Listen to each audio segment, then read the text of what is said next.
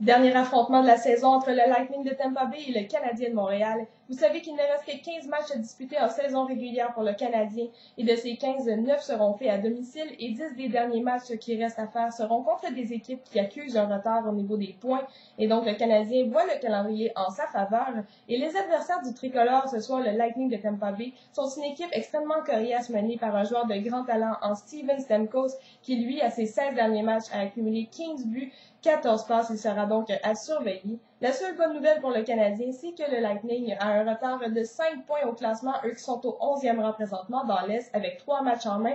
Il sera difficile de se tailler une place en séries éliminatoires. En première période, on peut voir que Tampa Bay est vraiment dans le trouble et vraiment son nerveux, dégagement refusé à répétition, qui finalement, mauvais changement qui mènera à un surnombre et une pénalité pour trop de joueurs sera appelée. Et sur le jeu de puissance, eh bien, Scott Gomez fait une montée spectaculaire, contourne habilement le filet de Antero Niittymaki, décoche une passe pour Glenn Metropolite, qui lui lance précisément car l'espace était restreint. C'est donc un 15e but pour Metropolite cette saison et le Canadien mène, c'est 1-0 la marque. Ensuite, eh bien, tentative de jeu en croisée qui ne fonctionne pas entre Benoît Pouliot et Brian Giunta. Finalement, c'est Scott Gomez qui vient appuyer l'attaque. Il vient marquer un 12e filet cette saison et le Canadien mène par 2 buts après 20 minutes de jeu. On se transporte en deuxième période où ça joue quand même dur le long des bandes. Ryan O'Byrne lève le coude un peu haut aux dépens de Mathias Ohlund et est chassé pour assaut.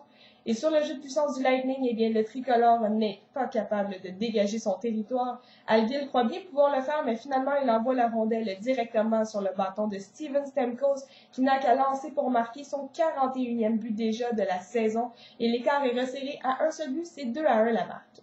La seule bonne façon de se reprendre, c'est en marquant. 42 secondes plus tard, eh bien, Scott Gomez fait une passe précise du revers pour Benoît Pouliot, qui lui inscrit un 16e but cette saison, et c'est 3-1 la marque.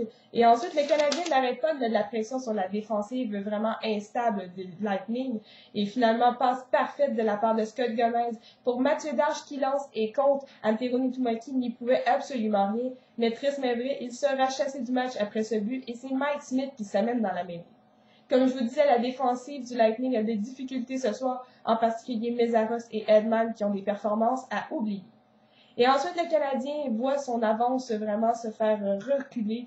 Finalement, eh bien, Travis Moen se fait avoir dans son jeu. Il croit bien pouvoir couvrir Veilleux, mais finalement, il place son bâton au mauvais endroit et fait dévier le tir de Walker. C'est une malchance pour le Canadien et c'est 4-2 la marque.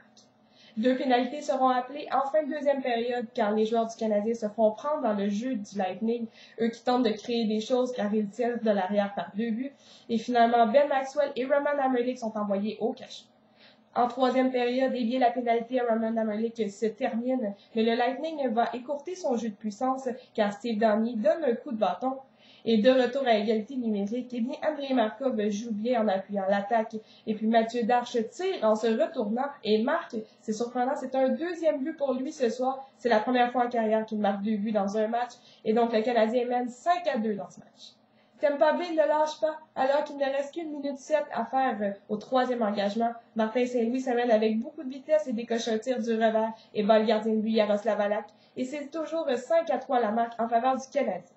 Alors qu'il ne reste que 11 secondes à faire au 3e engagement, eh bien Tomáš Plekanec est puni pour avoir donné un coup de bâton, mais c'est vraiment trop tard pour les joueurs du Lightning qui ne parviendront pas à marquer, et donc le Canadien remporte ce match par la marque de 5-3, et notre prochain rendez-vous, ce sera face aux Oilers d'Edmonton ce jeudi soir. C'est la pire équipe de toute la Ligue nationale, c'est une victoire en poche pour le Canadien, souhaitons-le. Et comme à l'habitude, je vous laisse sur ma question.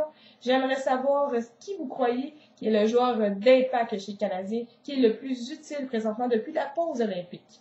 Donc, on se revoit ce jeudi face aux Oilers.